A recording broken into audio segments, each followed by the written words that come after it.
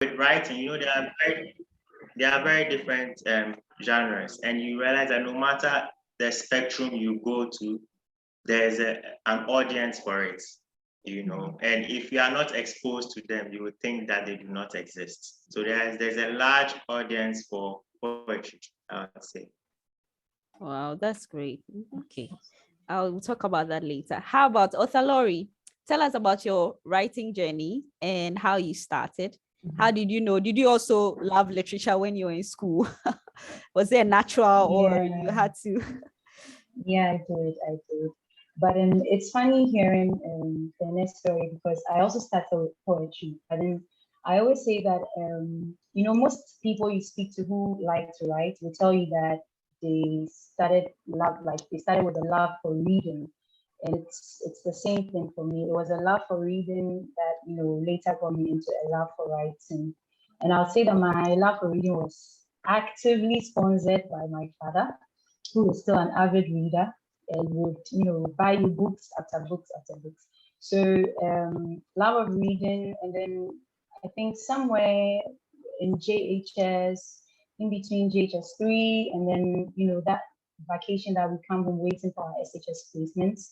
That was when I started I got my hands started on poetry as well. I don't know if it's like that for all of us, but I would all start with poetry. We want to express our feelings or something.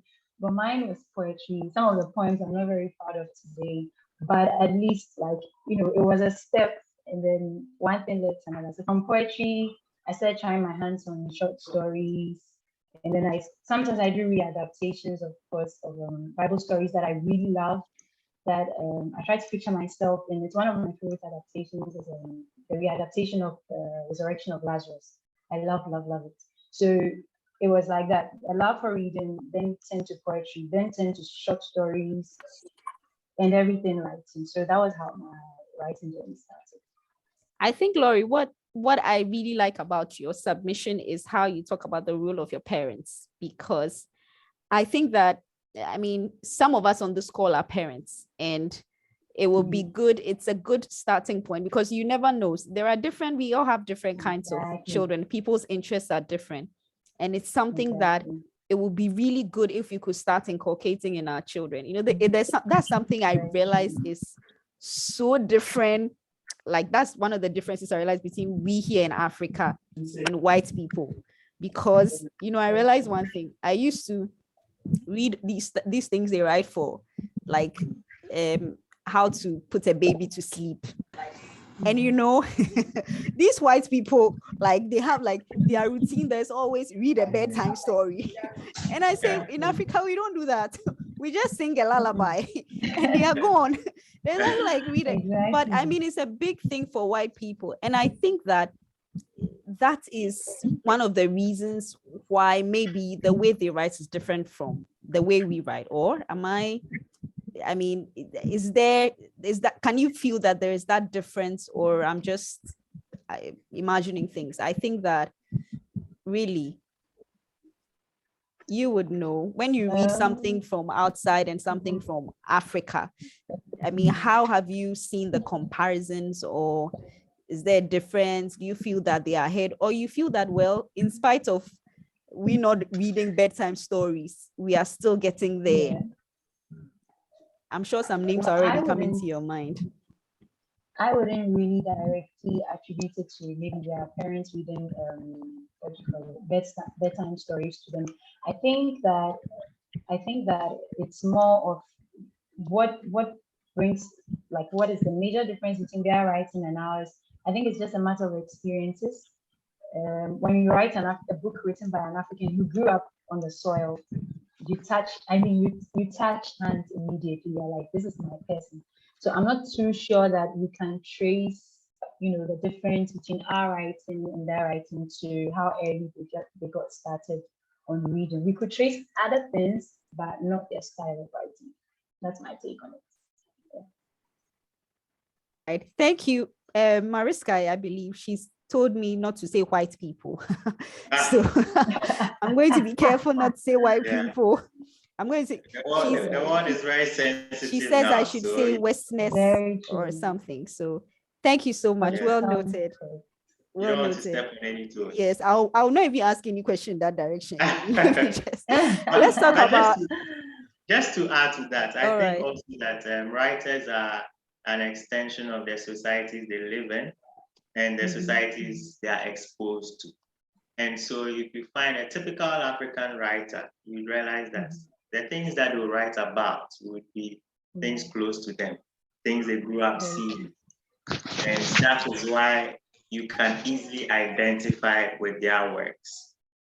So it would be kind of weird to see a writer, maybe a Ghanaian writer, talking about, growing up on the streets of maybe Owusu and then going skiing in December, So in the same vein, I think that like the example you gave, it's not too common to see African parents reading bedtime stories to their kids. I never had that.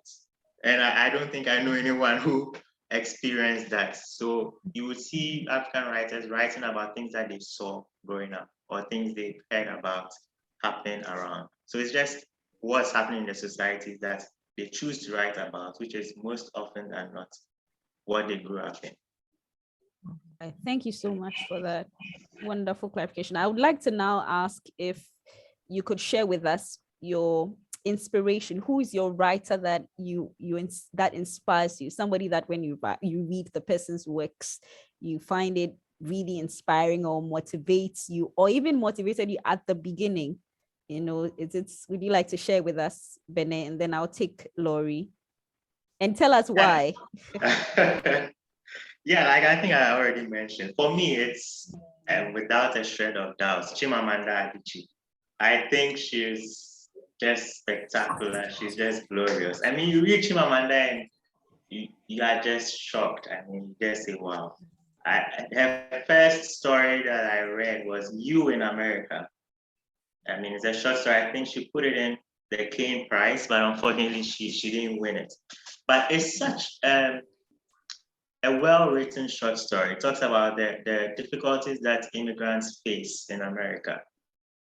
But she took it from a different angle, and I was so amazed. I was like, this is such a work of art. That's what actually led me to start writing, to try my hands on short stories. That's what I'm saying. And also I've read a lot of her works, Americana, and and she's just an inspirational writer. And I think that if any of us haven't read any of her works, you can look her up. I'm not too crazy about her convictions on certain, societal, issues. We saw that coming. Yes, but we all saw that coming. Yeah. But with her writing, though, I think it's spectacular, and it's for any young writer who is looking for inspiration. I think you should look at her works. Okay, so I just want you to maybe just point one thing about her style that gets to you. The way she, crafts scenes, it's always different, and her choice of words, it's not too complex, but let me just say she doesn't use too much she doesn't use big words, but when she strings them together, you realize that this sentence you can actually go back and reread a paragraph because she's painting a picture of something that has happened, and the words, it's just amazing. So I think that I like her narrative style and then a choice of words. So these two things help to execute whatever she's planning, the image she's trying to cut across to her audience. So she's kind of a top notch at those two things. Yeah, and I agree with you. And I was about to let Laurie talk, but when you mentioned the big words, anybody who knows me knows that it's one of my biggest, I have a huge problem with it here. I always say it, always. I always tell people that, I know all the big words, but I never use them. So when I see somebody using it, it feels so unnatural. I'm sure there's a place for it, but exactly. if you are using it just to impress, You just end up confusing people. And I always feel that when writers are coming out, it's something I say all the time. Every conference I attend, I always say, if you can find a simpler word that somebody understands, let's use that. And your skill will be seen in, like what she said, how you're able to string the words together, not in like using big words, because they end up being like blocks to the understanding of what you are writing. So I think that's a good one. I couldn't just let it pass. And so, Laurie, I will move to you to talk about your inspiration, your writer. Okay. Only one. Do we have to mention only one? No, you can mention as many people as have inspired you. Okay. So I'll go first for David in the Bible, because of for him it's poetry, like the Psalms. I think that when I was answering the question about how I started writing, maybe I should have added the time when I would just pour over the Psalms and then Job, and the language I'm just stuck in it, because I'm like, wow, like this level of expression is so good. So for King David was in the Bible, about how he used to express his emotions to God. I think maybe that is what kind of like helped me to get into poetry, using poetry to be very candid and just, say what I feel and, make no apologies for it. And then this side of the earth, I'll say Ifa Sutherland. I adore her. I just adore her works. I remember I had a chance to meet her daughter once, and I nearly embarrassed myself because I just went up to her, I was like, oh, you are so, your mother, I love your mother. I love your mother. So I think her style of writing, language is just, I love it. So there's Ifa Sutherland and then Amata Edu as well. Yeah, I'll say those are my inspirations. You are heavy on the Ghanaians. You like your roots. Say that very much. You like your roots. Yeah, I mean that's fantastic. Which books of Ifa Sutherland or Amata Edu would you recommend for somebody here that is interested in? For Ifa Sutherland, I'll say Edufa. I've been looking for, I lost my copy when we were on campus. And then I think just 2 or 3 weeks ago, I happened to like find myself in a bookshop, and I was like, whatever the price of Edufa is in this bookshop, I'm buying it. And then I turned and then the book is there. I was so happy. So Edufa is a very good one. It's a tragedy. You learn, you want comedy, you want like happy life experience, you won't find it in Edufa, but it's still a very good book. And then her marriage of Anansoa is very well written. For Amantaidu, I guess I love everything she's written. Her collection of short stories, that's also very, very good as well. So any of her collection of short stories or her plays, Dilemma is so, let me summarize. There's Edufa, there's Marriage of Anansoa, then there's any collection of Amantaidu's books, and then Dilemma. They're all very, very interesting. Amazing. These remind me of my days back in school that I used to. I don't know why when I remember these, I just remember learning for exams. I don't know why people like able to. I just study for exams, really. I remember I met somebody one day. The person was like, he really enjoys reading Shakespeare. I'm like, what? But I find it amazing. Thank you so much. Let's move now into the writing journey and then the challenges that we face. I think it would be a good point to start with.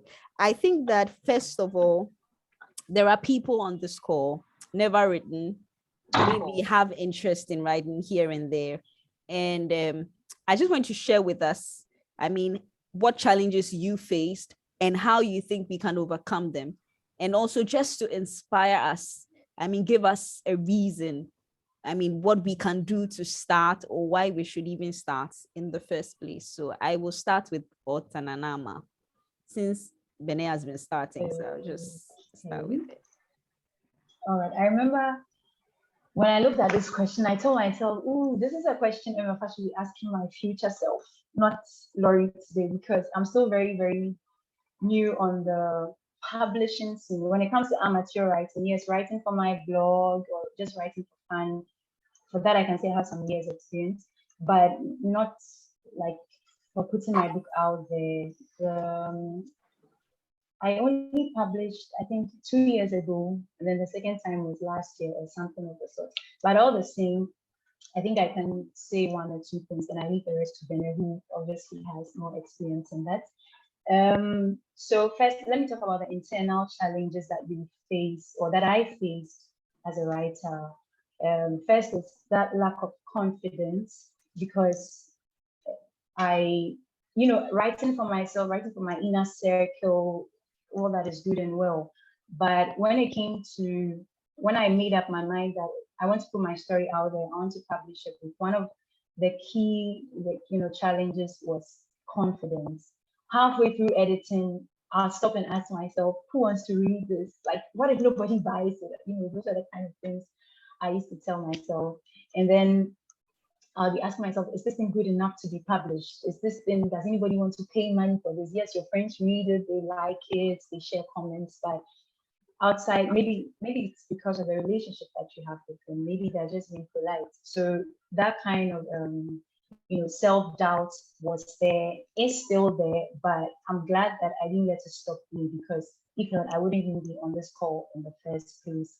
And then another thing is when you write and you're waiting on the feedback of others for validation. I realized that if I'm going to keep waiting for that, I'll never really go very far. So I got to that point where I'm like, listen, I'm writing this, I'm submitting it to, maybe the opinions or, like the inputs of others, but I'm not going to tell myself, okay, I didn't really get a lot of likes, I didn't really get lots of positive reviews, so maybe this thing is not for me. So those internal battles are really there. And now let me talk about the external challenges to writing and publishing. I think one of them would be, I hate to put it this way, but I think one of them would be that because we're in Ghana, I mean, the audience is there. Yes, we have a Ghanaian youth that are, I'd say, more and more interested in reading, but I feel like we still have a long way to go, when it comes to that. For example, we don't really have a lot of book clubs. I know there are events organized around writing, but what is the level of involvement? What's the level of interest that people show in those kind of events? And then another one would be for this. Let me drop this experience I had. I discovered a book of a Ghanaian writer. She had compiled stories, real life stories of Ghanaian female prisoners in maximum security prisons. So, that's a very interesting topic. So I called her. I found a way to get her number. I don't remember how, but I got my hands on her number. I called her. I asked her where I could buy her book. And she said, you have to order it on Amazon. And I was like, I'm here with you in Ghana. Why should I have to go and get your book from Amazon? And she's like, oh, you know how it is. I don't really know where to. She couldn't give me a single shop where I could find her books. So I ended up having to buy her book on Kindle. And then as we were ending the conversation, she asked me, how about you? Are you a writer or you're just like a book lover? I was like, I am a writer. She's like, okay, where do I find your books? I said, Amazon. And she's like, okay, so you can relate to what I'm saying then. So I think that is one challenge but nevertheless, I'm very, very sure that there are publishing houses in Ghana that, are ready to take on the book, ready to help you publish, ready to get it onto the shelves of, bookshops in Ghana. But I think we could do better. I think maybe we could have more of such cases, more of such, avenues. So that's all I'll say for the challenges, both internal and external, and I'll leave the rest to them. All right. Laurie, thank you. That's amazing. I think that when you spoke about the internal challenges, I feel like many of us can relate to it in many things. And I'm going to allow Benneh to speak, but after Benneh speaks also, I'm going to open up and just take about two people who would also like to share with us, their comments on the discussion so far, if it's a contribution or a question, because I just want to shake things up a bit. So if you have any comments to make on what we've spoken about so far, or you have a personal story to share about your challenge as a writer, and you can just raise your hand, and then I'll pick your question or your comments. So I'll take that after Benneh. And then my comment on what Laurie has said will be, just like writing everything in life, you always have to overcome the fear of, will it work? Will it work? Good question. Will it work? And you always have to overcome that fear, just like for writing. So thank you very much, Laurie. We'll talk about publishing. Publishing is something that in future, I want to organize a whole session for. So it's good you brought it up. I have a number of people that I would like to bring on for that discussion. So that would be it. So Benneh, I'll just let you speak. And then if you have something to say at this point, it would be a good time to just raise your hand so that when Benneh is done, I will just call you. All right. Okay, so challenges faced by young writers. I think that's, for me, first and foremost would be procrastination.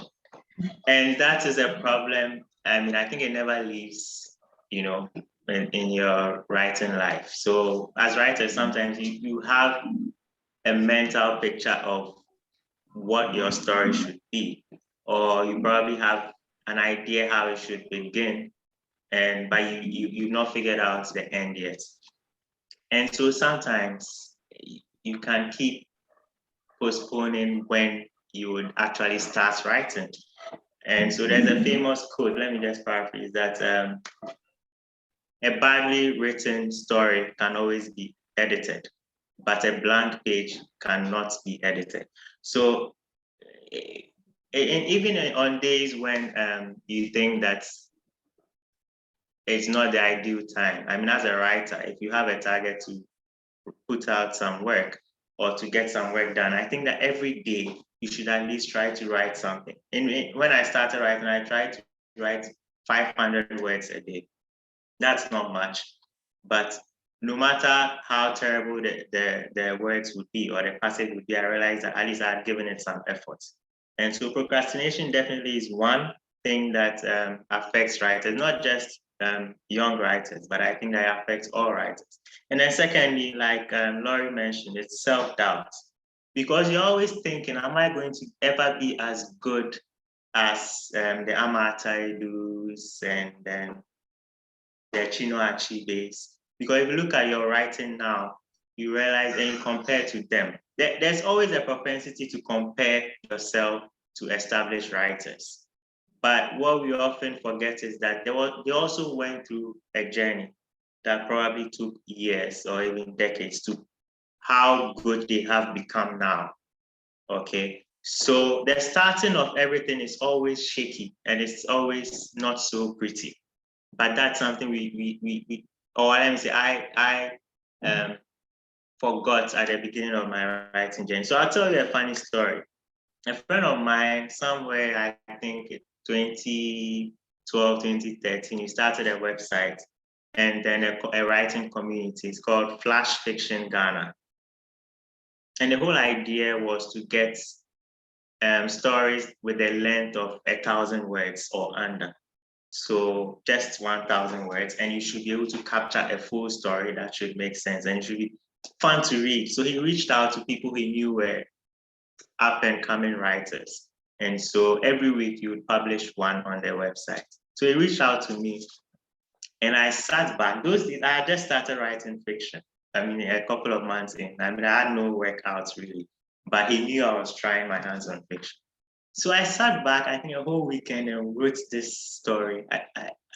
I don't quite remember the title, but it was also, I think, about 1,000 words. And I felt that I'd done the editing, I had done everything. And it was a beautiful story, and I sent it to him. So the procedure was he would also do his phase of editing and give you comments and send it back to you to make some corrections before when he's okay with it, then he would post it. So I sent the work out to him and then he did his editing and then he added the comments and brought it back. And after reading the story and the comments, I was so depressed. I mean, he had ripped the story apart and I mean, I felt like I had just wasted my time. And there was one comment I'll never forget because I felt that I had really put in a funny line and a funny paragraph, and he ended with a very good funny line. And his comment was, that was a cheap attempt at comedy. And I know that, I mean, obviously, he has experience in editing, so it was a very objective work done. But it just hit me. And I remember that day I sat back and I was like, Charlie, maybe this writing thing is really not for me. But I think that, so I didn't submit it for that particular week's publication, but I went back to it later on when I was okay. But looking back, I realized that a few years down the line, I mean, I write a story and I put it out there, and people are so amazed and people give me positive feedback.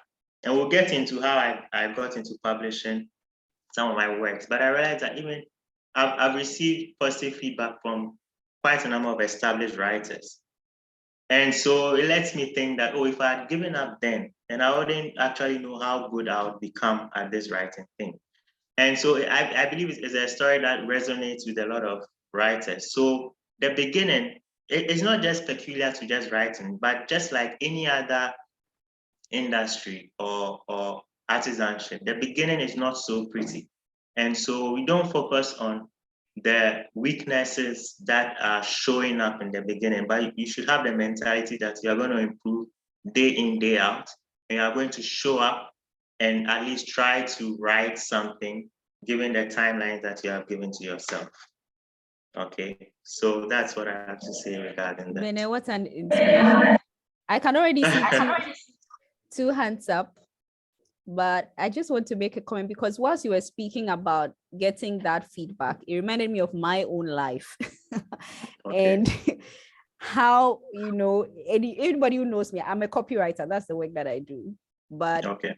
I have a boss who is 100 times better than I am. So you can imagine when you write. I mean, she has 1 million angles from which she can see the writing. And that times you feel like you put in so much. And then she just punches holes. And at first when I started, it used to be frustrating. Like, when will I ever produce something and this lady will be like, wow, wonderful, let me find. It never happens. She always has like a way that she goes about. But as I've followed her correction, her feedback, instruction over the years, I realize I'm actually 100 times better than I was. I mean, I'm not up to her level, but feedback is so important. Anything that you do, always make sure that you get people's opinions, people to tell you this is good. It helps. You may feel like, oh, that's really depressing, disheartening, but sometimes the people who tell you the truth are the people who love you the most. So they tell you this is not good enough. And you feel like, do you know how I suffered to do it? It doesn't matter. You try again and it comes out better. That's my own contribution to this. So Jennifer and Mohammed, I'm going to ask you to unmute, and then you can come on video if you want. If not, you can just speak, and then please feel free to share with us what you want to share with us. All right. Hello everyone. So I've just been listening to this conversation. Personally, I'm not a writer myself, but then when I was in high school, I went through various stages or some kind of challenge where I came from one high school that was not so good for me, and I struggled with vocabulary and just normal sentence structure and all of that. And when I moved or I shifted schools, I felt a lot of people were better than me in my class, in writing in general. The teachers used to make fun of me. Even my brother and sister, who are younger than me, were better writers and better spellers than I am. But then, I mean, with this whole conversation, I see how I sailed through, in a sense that no one told me how to write, but then I decided to approach things in a very simplified way. I started, instead of complex sentences, I started using simple sentences to convey ideas. And I also started using like a more simplified vocabulary set. And after I finished writing my IGCSE or O level, I noticed the final score I had was the same as those who were the top scorers in my class. And like that just goes to show how really writing in a very simplified way to get what you want to say across is very, very essential. True. Wow. Is that Mohammed? Yes, please. I love Yeah, it. You speak fantastic English. I love it. If I can comment on that. Yes, please do. Yes, I think that people often confuse who their audience is.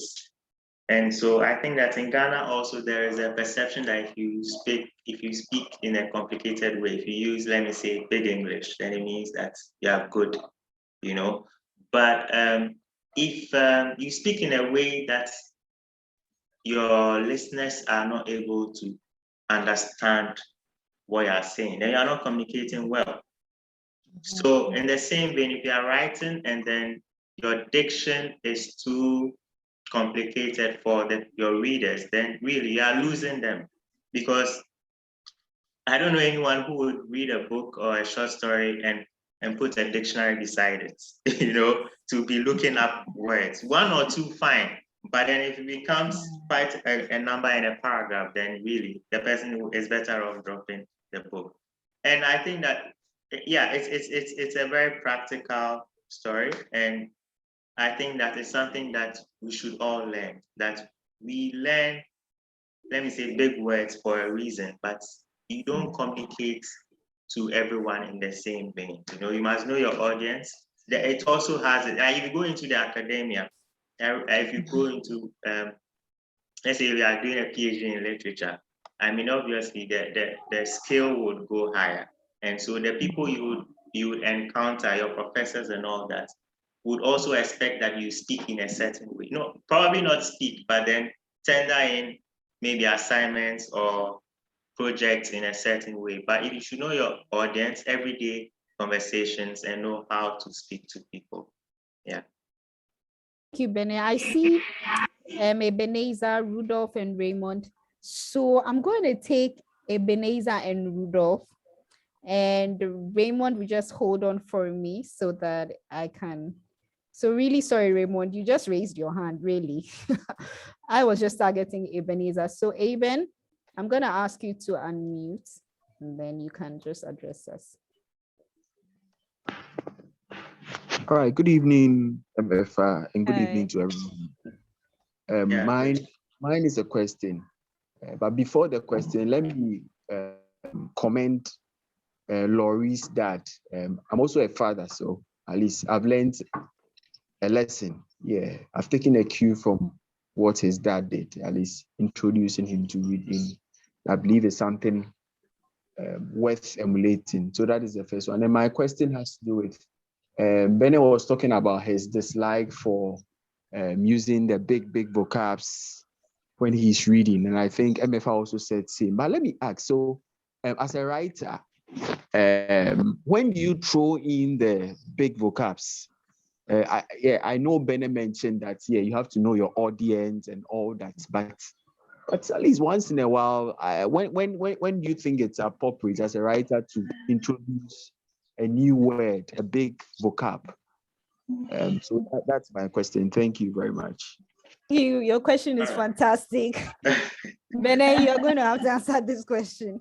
Yeah, no problem. So I think that there's nothing wrong with using big vocabulary once in a while, as long as, like I said, you are communicating.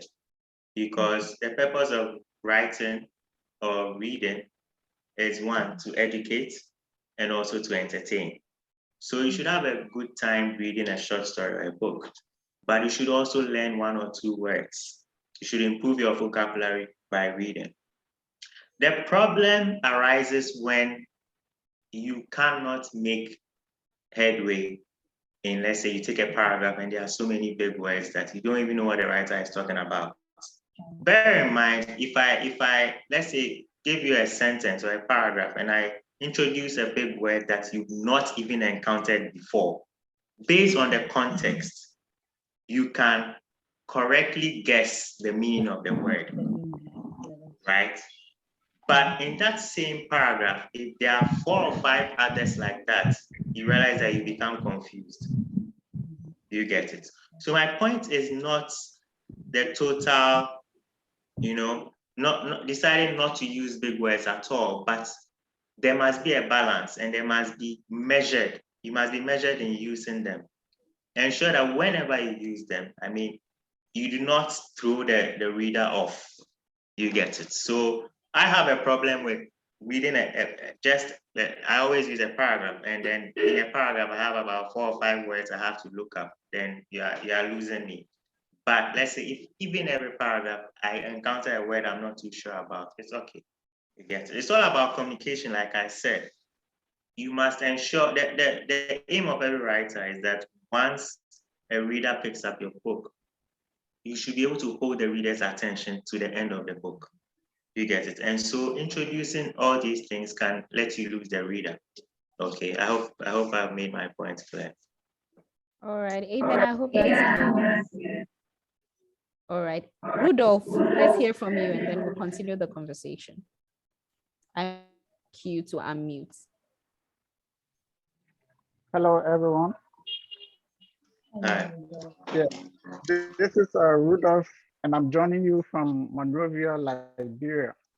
Oh, Wonderful. nice. Good to have you on the call. Yeah, thank you. I was a former student of Mr. Benneh at Academic City College in Ghana, in Accra.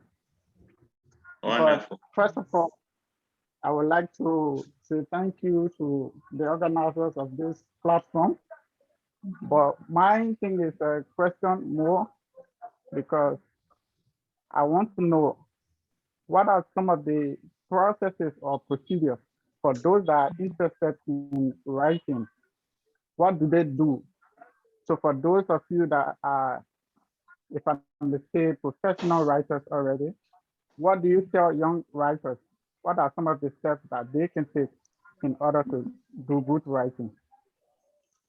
All right, thank you, Rudolph. I'm going to throw it to Laurie since Benneh has been speaking for a while. So Laurie, let's just hear you.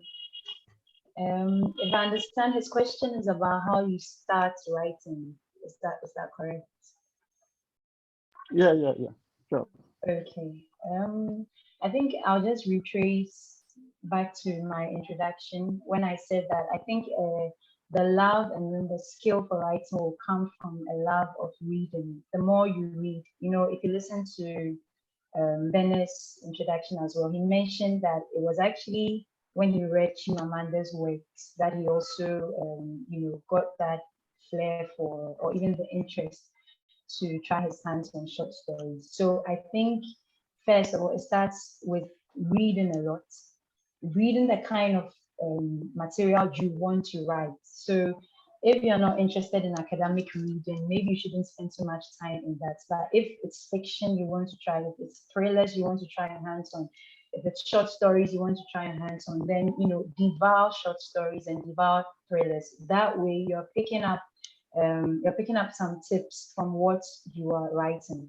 Now, after you've read and you're ready to write, I'd say that one of the things you need to do is to sit and write. I know it sounds very simple, but it's because we have a lot of, I'm sure if you ask Benneh how many uncooked or how big stories are in his mind, he has a number. I have a number in my mind, on paper, on my phone, on my laptop, everywhere. Half stories. Why are they not finished? Lack of discipline and procrastination. It's as simple as that. And then as well as finding the time. So you've read. Now you want to sit and write. Make that decision. I don't know, whatever. I was telling somebody this afternoon that I think that writing also is not just a mental space, but then creating the right environment is very important, because if, let's say, mentally you're ready to write, but you're not finding the place, the physical space to sit and say, this is going to be my writing desk, these are my materials, and schedule a time. I want to sit, I want to write something. So you do that, you get the discipline parts down, you get the time, you get the mental space, everything you need. The next thing is to submit your work to other people for input, because I used to be very jealous over if I write and I show it to you, then you are super special. I would not just give my writing to anybody, because I don't know. I said it like, it's because when I write, I'm very honest with I'm honest and I'm raw. I've had that comment from somebody before, that when I write, I'm really raw and I don't hold back. That's my style. So giving my work to just anybody was very, very hard for me, because it's almost like you meeting me on an intimate level and getting to know the Laurie inside, not the social Laurie, but the real Laurie. So that was something that I was very, very reluctant to do. But I realized until you submit it to people and get their feedback, you're not going to grow. Until you put that, oh, this is my project, I don't want anybody, or if you don't want anybody to see it, then you probably shouldn't be writing it.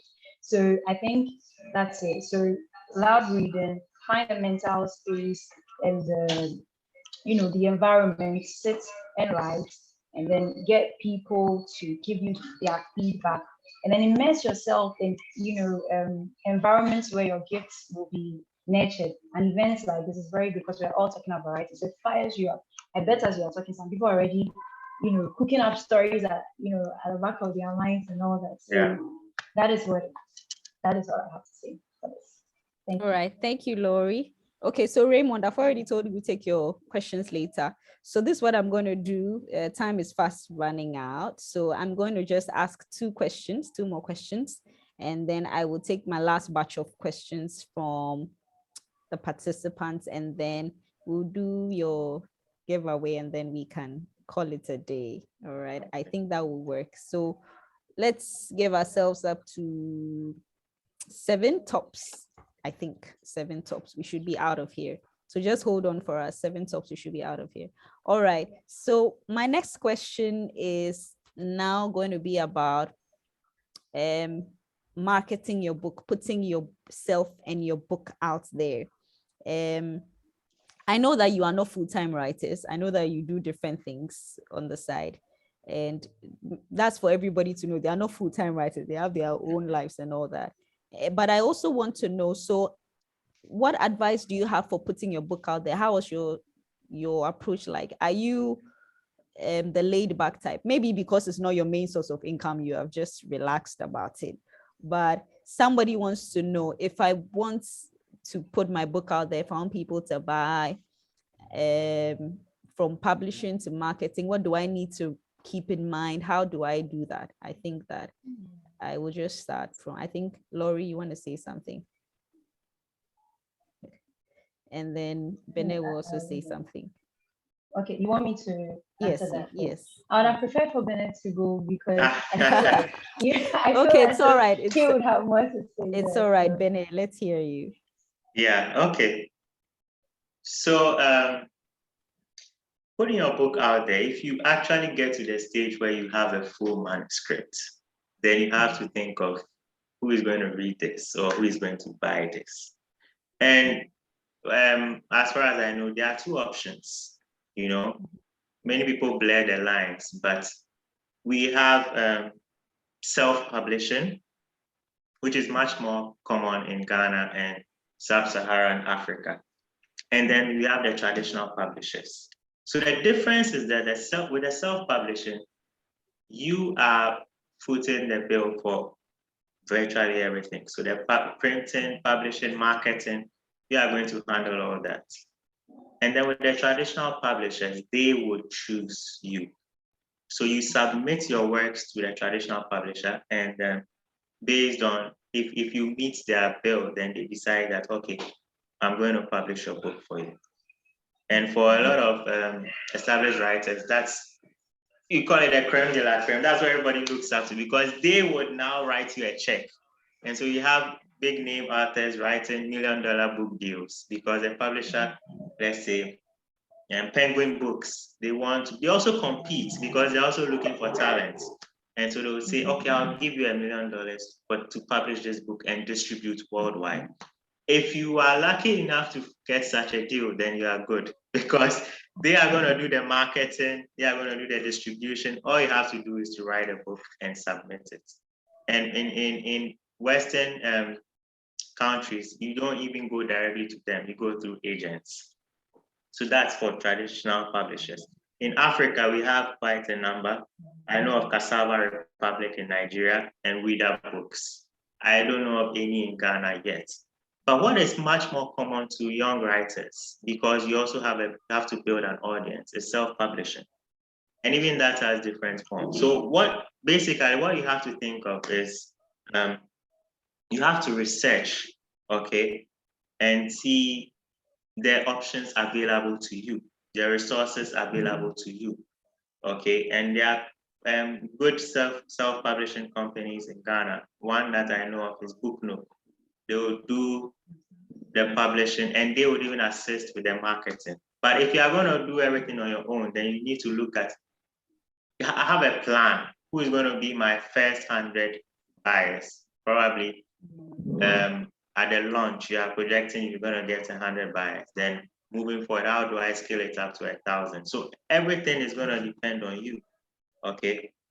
So basically, I would say that what you have to do is to research for what kind of publishing you are looking out for, and then who you need to speak to, and speak to other writers who have done it before, and so they can show you an easier way. Okay, being out there is all about networking also.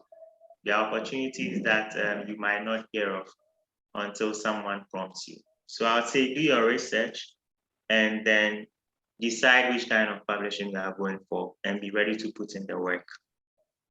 Yeah, thank you. I think you have also been in some writing workshops. I figured. Yes. Yes, I have. And that has helped me a lot, you know. The first workshop I was in was Moisa writing workshop. And so there was a call for submissions I think that was the first time they were doing it.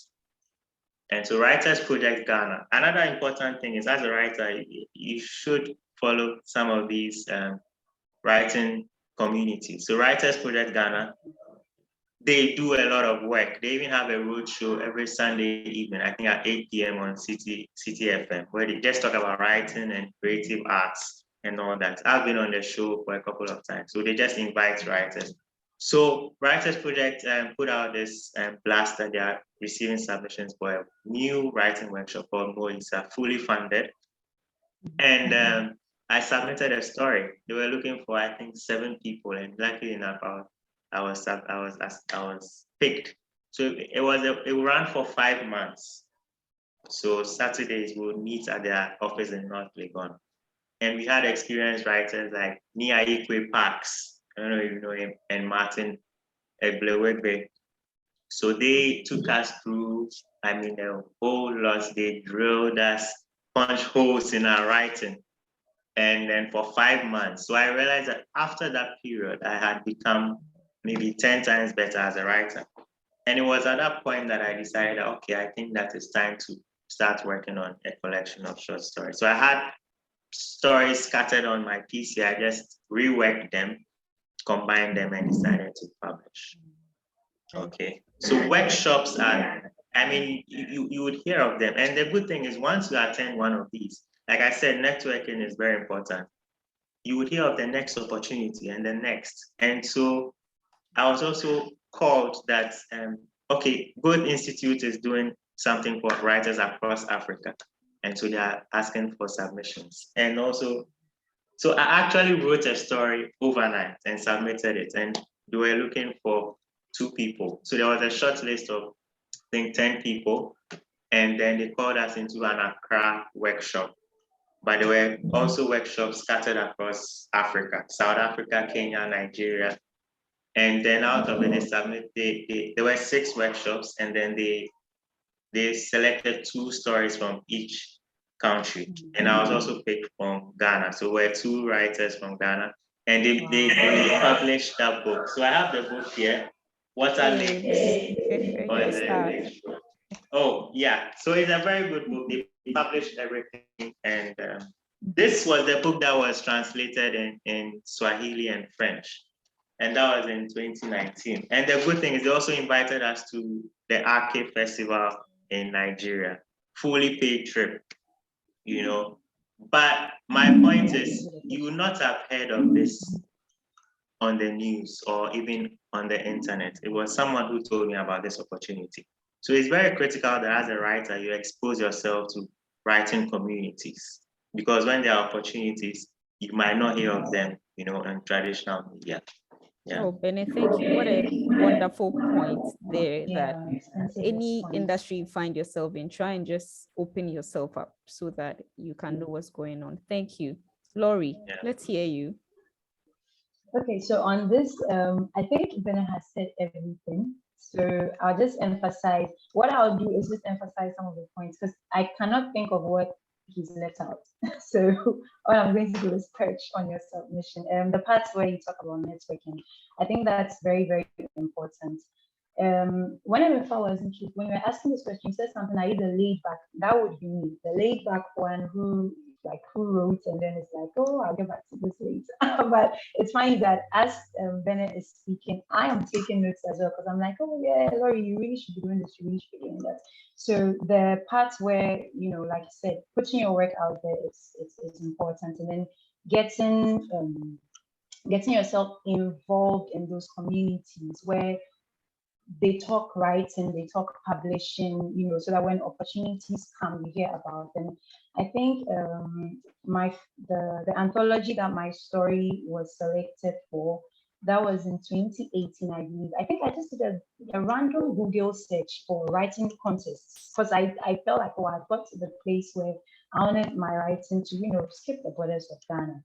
So I found Africa Book Club. I think, yeah, that was the name, Africa Book Club Anthology or something of the sort.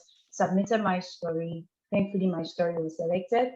And that was the first thing. And I think that was what even gave me that push that, wow, the story made it a book. Okay, you're not that bad. Like, give yourself another push, push yourself further. So I'd say that, yeah, get yourself involved out there and then look for the opportunities like I did. You can do a Google search, look for contests, look for, like you said, writing workshops and all that. And it will really give you that, it will encourage you, it will give you that push to get yourself out there even more. All right, thank you. What I would just like to add, when you guys were speaking, I just wanted to add that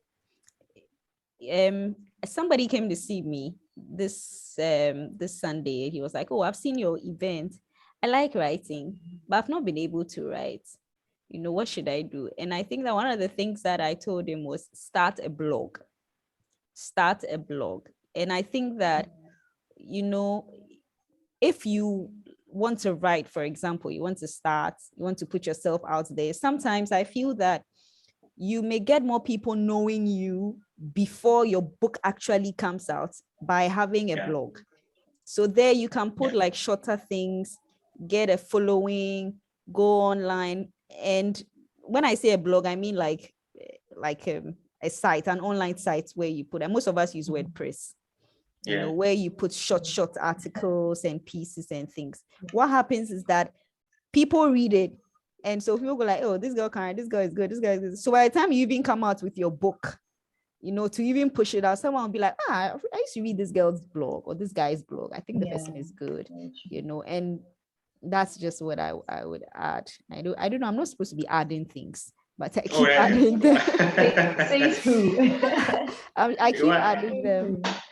All right. So my final question to you, and then I will take any other questions or contributions. So this is your opportunity. If you have something to say or to write, I see really positive comments in the chat, and really, thank you. But if you have more contributions or questions, we'll take them after this. So my last question to you would be on the story writing process, since you are fiction writers. And I would ask you to tell me your top 3 tips for a powerful story, what you always try to include when you write, or what you see in people's books that you feel that, this is so great. So for someone who wants to write, who is going into writing, and even if it's not fiction, a story is always powerful. So how can we say 3 tips that you have employed over the years to push your story out there? And I will be noting it. All right. So who's going first?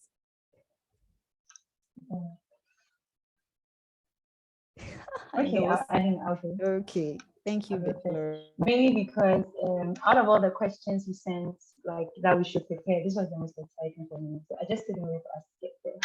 So the first thing I would say that makes a good short story, I think you should have the language should be engaging. For me, I don't know whether it's a personal thing. Is it because I enjoy like stories when the writers use very good language? Maybe it's a personal thing, but engaging language is very important because there's no story you're about to write that has not been told before. There's a similar thing somewhere. You know, your plot may be, different, unpredictable, but the very like content of your story or like, the general framework of your story has been written by someone before. So your language should be engaging enough to keep us glued to your book. Like Benneh rightly said that you are writing to retain the attention of your audience. So you need to avoid monotony. This is an inside joke between MFI and I don't know if you remember, but we had to edit someone's fiction work once, and the person used softy, I don't know how many times in that story. I remember, Laurie. You How remember could I he forget? got up softly. He sat down softly. She hugged him softly, and they went home softly. I was like, we should just name this book the soft book. You need to find synonyms, a better way of putting things. You need to find, even for now, we're lucky. There's an online dictionary, a collocation dictionary that you put in any word and it gives you the words that normally go with those words so that you don't end up saying unnatural things. Just because I'm saying you should avoid monotony, you do a quick synonym search on Microsoft Word. Those synonyms they give are not really synonyms because they each have their context, and then you just swap the one that sounds the best. You're going to end up with an unnatural sounding story. So you need to avoid monotony in your language, and then you should be bold, you should be creative with language as well. I like it when I read works of people that don't really like, it's not like you're ignoring the rules of grammar or that you're borrowing poetic license, but you're creative in your use of language. And now you use it as an adjective. So long as we understand it clearly, even if you're the first person to use it as an adjective, it's nice because we've never had anybody use, the word in that, change the function of that word before. So your language should be creative enough. Your language should be, you should feel free. And especially, this one is very personal because I'm such a proud Ghanaian. I don't mind doing transliterations in my writing. I always feel like at first I would write something and then I'll be thinking of, how about my international writers? I'm like, okay, fine, international readers, sorry. I'm like, okay, fine, I'll just leave the footnotes. But there are some times when, no, I want you to get the Ghanaianness of my story. So if I have to use an expression that's very Ghanaian, that is not known elsewhere, I will use it. And you, dear reader, do your Google search and welcome to Ghana. So you should be bold in your use of language. You should be creative in your use of language, and you should avoid monotony. The second thing I would say makes a great short story or any story for that matter is that your characters should be human as possible. Once again, I remember a fiction work I edited, and the main character was practically an angel, made no bad decisions, made no mistakes from A to Z of the story. Like she was too perfect. In my comments, I told the person, this character of yours is the favorite of the gods. I can see you have a personal attachment. I don't know if it's somebody you know in real life that you've transported into your book, but make your character as human and as relatable as possible. Also put your characters under enough pressure to make the story engaging. When you put characters in conflict that will get the reader scratching their head like, what would I have done in this situation? Makes it a very, very, because we're in a hurry to know what next. Is he going to act like me? What's she going to do? So I think putting your characters under pressure, giving them a very, very well-planned conflict is important. And lastly, I'll say that your plot should not be so predictable from page one. There's a collection of short stories I'm reading currently on Kindle. One of them, I picked it up on page one. I already have the name of the woman and the man. I can already tell they were married by the time I'm done with the book. There was no, background. They could even start with, some, I don't know. The story just starts. He's in a coffee shop. He raises her head. There she is. I can predict the rest of the story, especially since I know I'm reading a Christian romance collection. So I think that it's important not to let your story be so predictable from page one, so that readers have a reason to keep flipping. Readers have a reason to keep, they can't wait to get back with your book. That's all I'll say. Thank you. Thank you so much, Laurie. I was trying to answer a question in the chat. Okay, Benneh, please, over to you. Okay, so my top 3 tips for a good short story or a good story. I think that first and foremost, there must be a clear-cut, identifiable theme.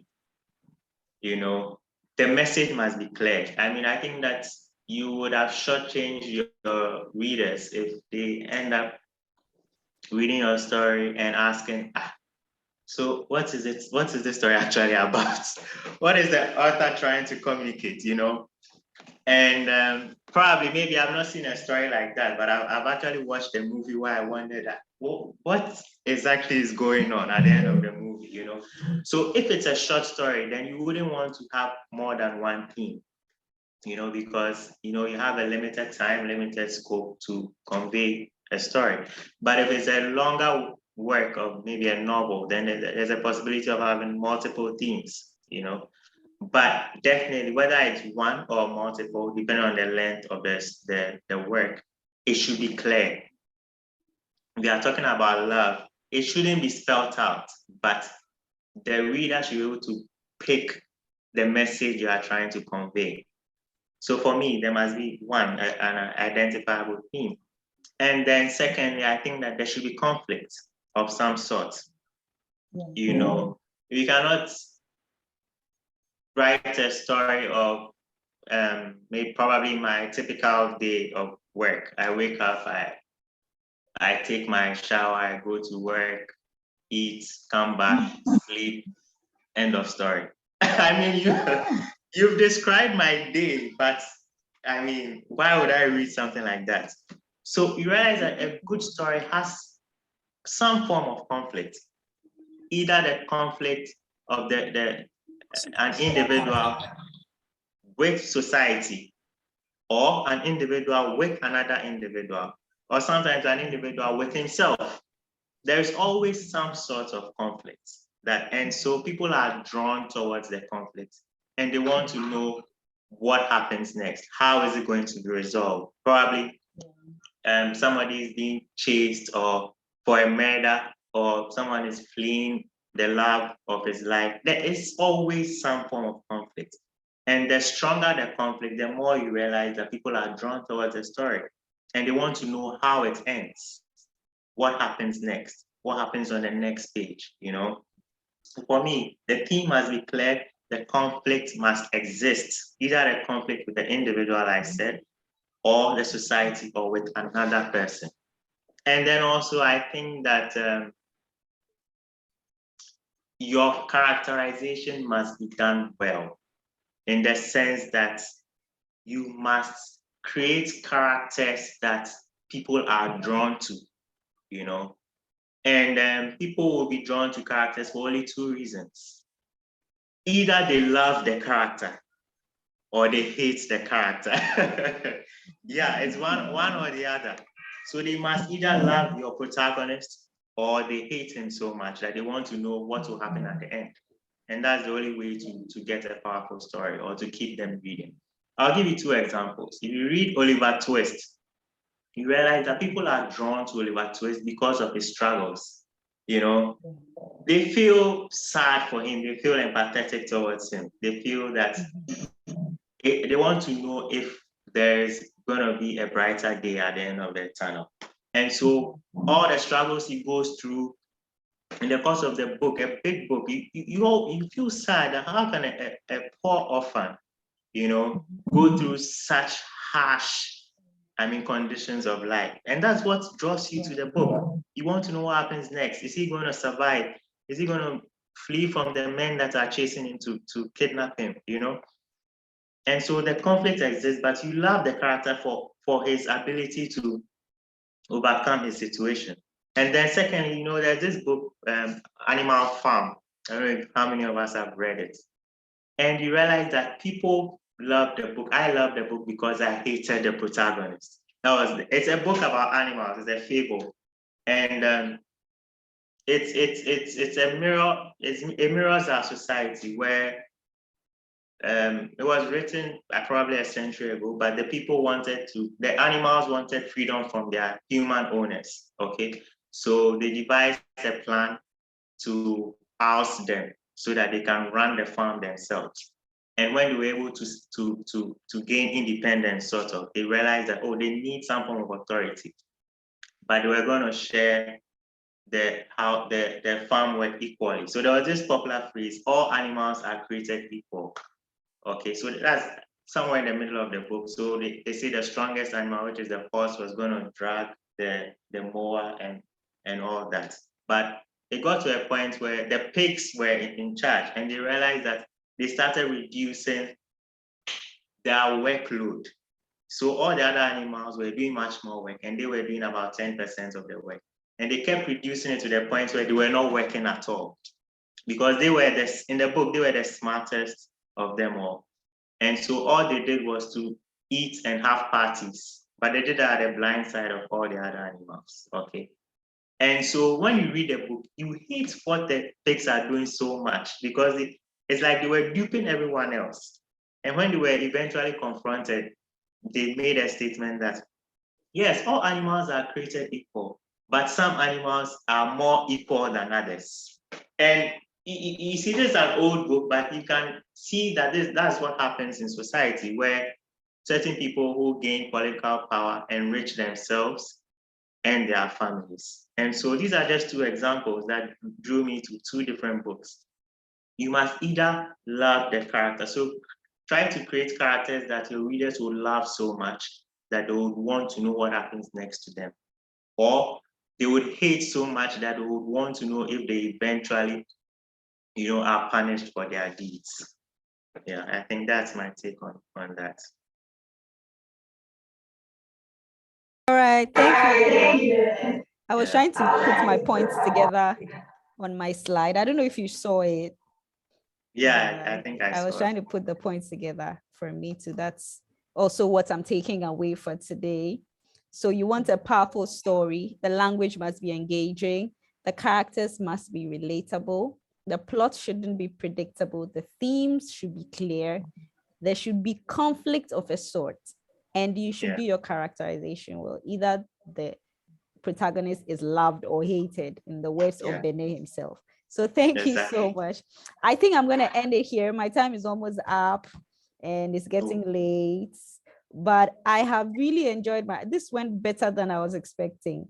I mean, really? In terms of even people, the kind of feedback that they are giving and the kind of responses I'm getting from you, Laurie and Benneh, it's been fantastic. So I would just give the opportunity for a few people to ask their questions or their comments. Let me stop sharing screen and then let me go also to the chat and see. So someone was asking for an illustrator. I think someone also put in that he had a good illustrator. So if it's you, I would just use the opportunity to tell you to reach out to the person so that I think you can drop the number of your illustrator in the chat so that we can get it to the person who is requesting that. That would be it. And then if you have any question, please raise your hand or a contribution, a comment. We are almost out of here. So I would just, is Raymond still around? He wanted to say something earlier. Good, Raymond. Okay, please. Let's hear you. Yes, good evening. Hello. Yes. It's wonderful to have like-minded individuals gathered here on this platform. I feel so proud seeing my old schoolmates organizing this. I'm very, very happy. Yeah, I wanted to ask this question.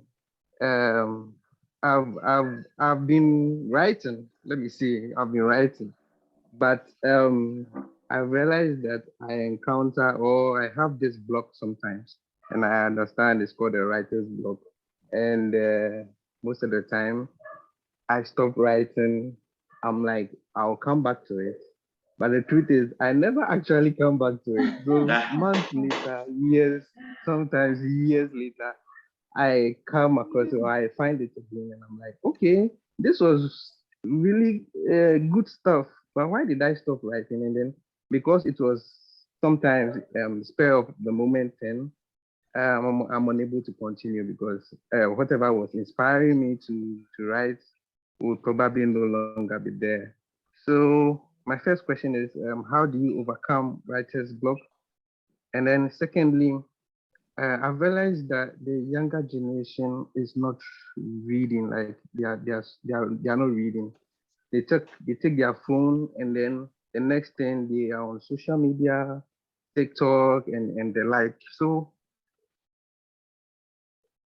how are we structuring our writing, or how are we writing to appeal more to the younger generation so that they generate this interest in reading and also in writing? Yeah, these are the two questions that I really wanted to ask. Hey, Yeah, Raymond, thank your you. questions are loaded.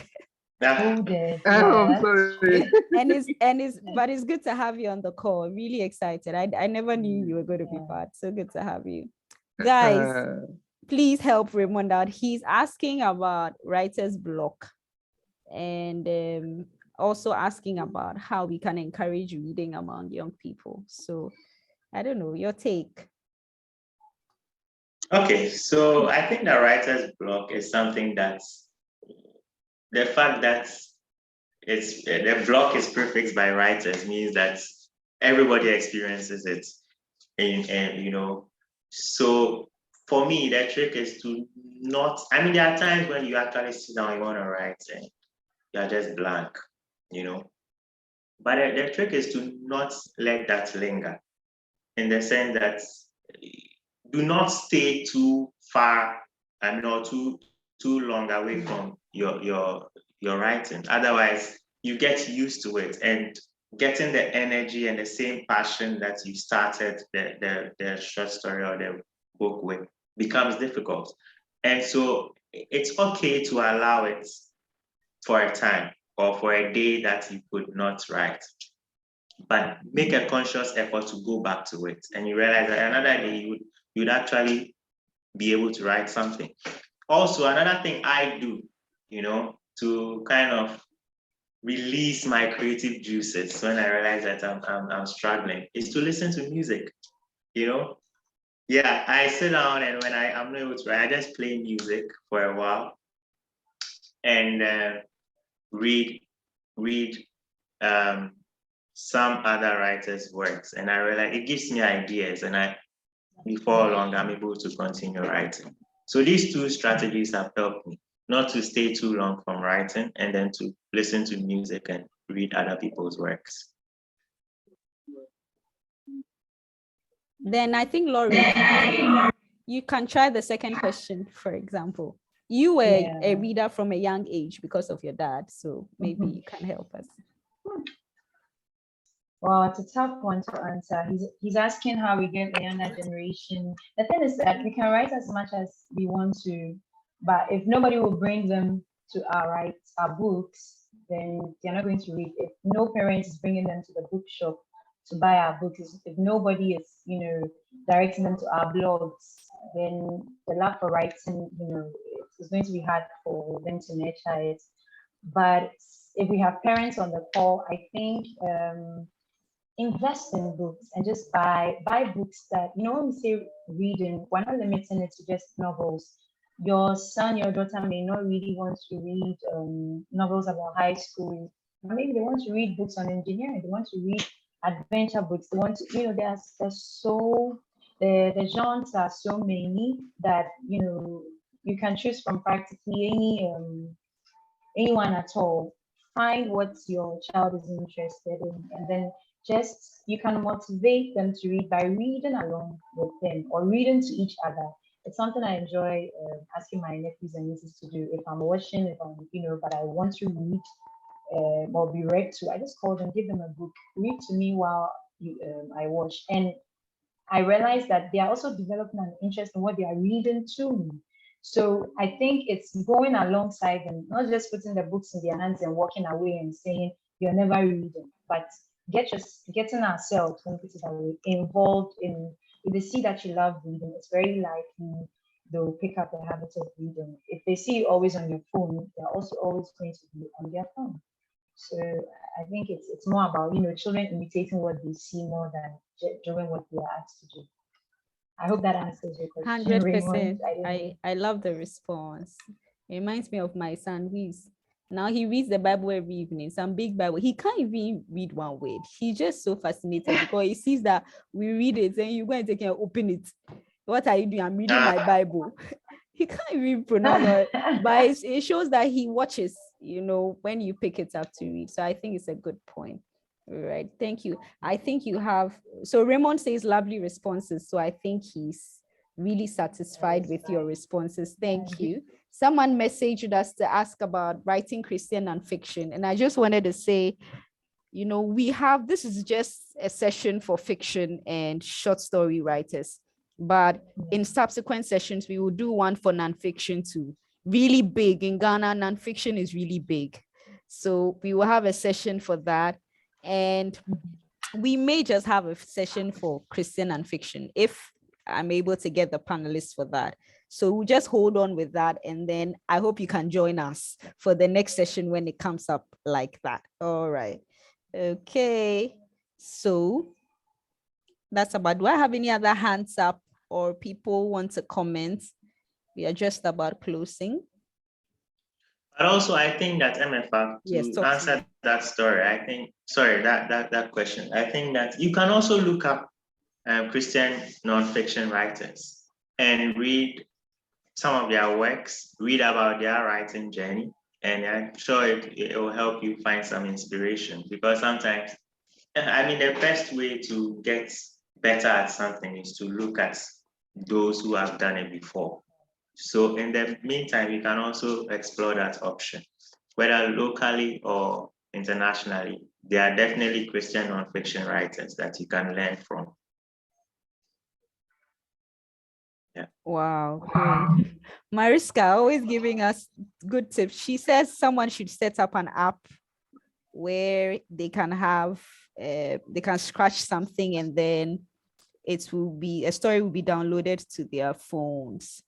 I think that's an interesting. I've actually thought of something similar before, where people subscribe monthly for something like maybe 1 CD a month. Yeah. So it's something I've actually thought of.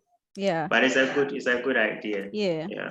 And when Raymond was asking the question, I said to myself that, sometimes we may not be able to fight the use of the phone. So what we can do is introduce stories on the phones for them, their devices, so that, whilst they are doing it, they are also reading. And I realized that, a lot of these children's apps and things that they have really good ones where you can, you can learn things, you can learn how to read, learn how to read stories, many different games. So because you may not be able to get your child off the device, you can just introduce the books, the reading materials on the device, so that it's a win-win situation for everybody. So I think that that's also a good point. I'm rounding up. I have many comments. And okay, so someone is asking for Illustrator. Yes, I'm going to share the recording. I'm definitely going to share the recording to your mails. And I just want to say thank you to everybody for joining. I think it'll be a good time to close the meeting. And okay, I've seen Gigi here. I'm not sure if it's Jillian or it's somebody else, but I would really be impressed if it's Jillian. Okay, all right. So thank you, everybody, final comments from Benneh and Laurie. I was going to have you do a reading session, but really I've run out of time. Yeah, Honestly, I've run out of time. So No problem. Somebody's coming. somebody's saying I shouldn't close. Mariska, do you have something? Maybe you want to amuse yourself and just tell us something so that we'll be on for some time. Otherwise, I have to. No, I think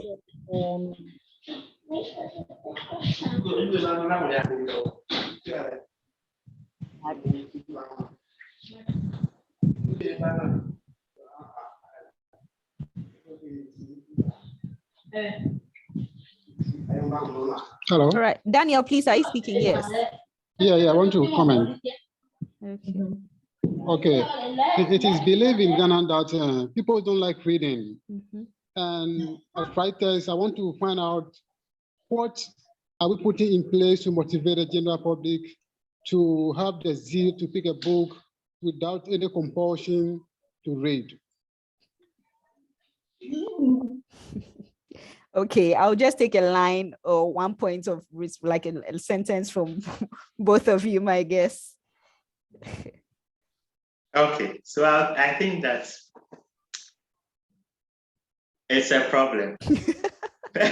Yeah, people don't like reading as much. I realize that the younger generation, they are more hooked onto instant entertainment. You know, you have the Twitter, the TikTok, movie series, more audiovisual entertainment, and you would not see people reading books as much. It's a problem, and the solution, what we can do as writers is to keep writing and to create spaces where people are drawn towards reading and writing.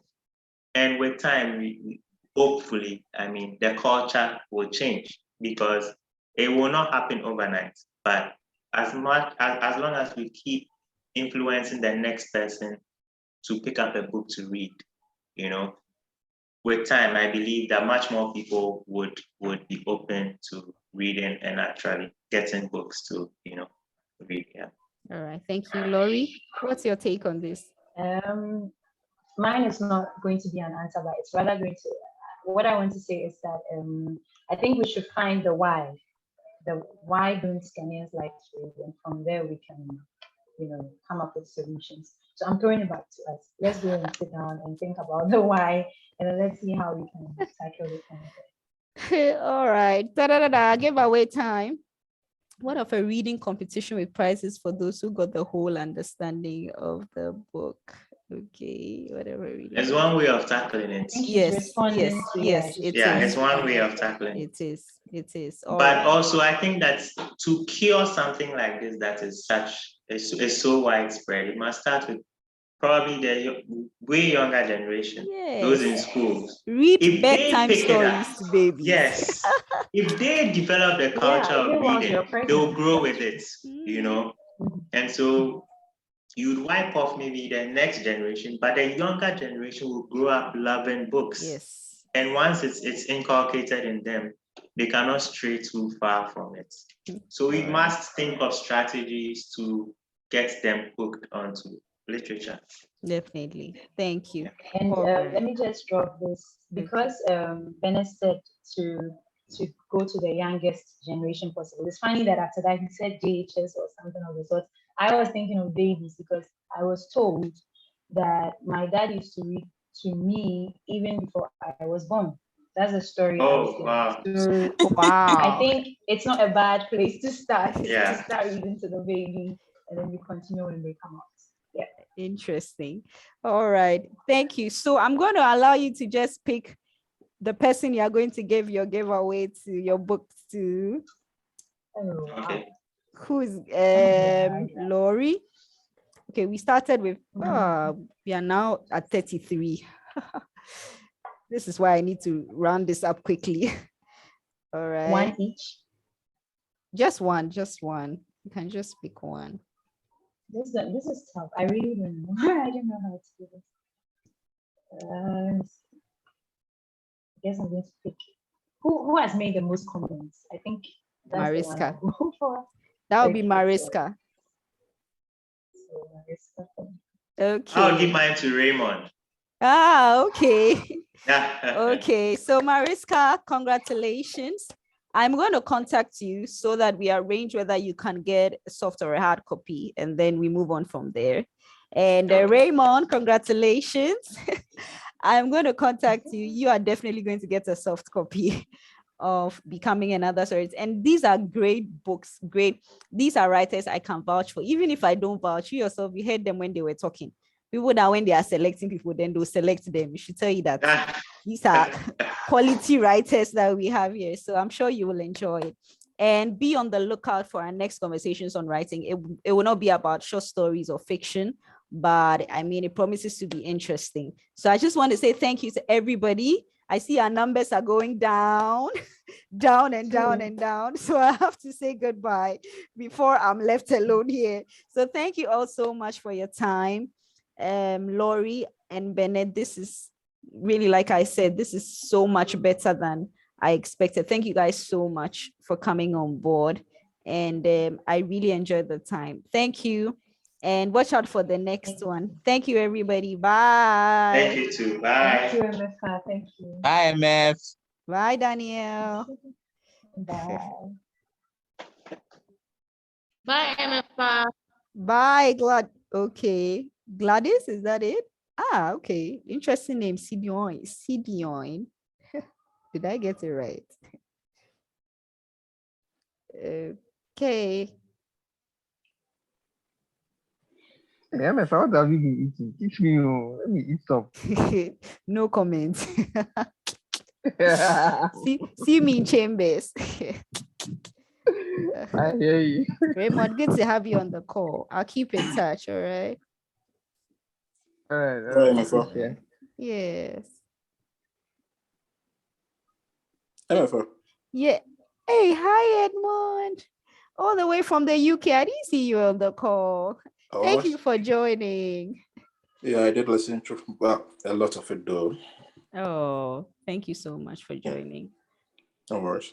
All right. Okay, so I'll get in touch soon. All right. Okay. All right. Bye. Yeah. Bye.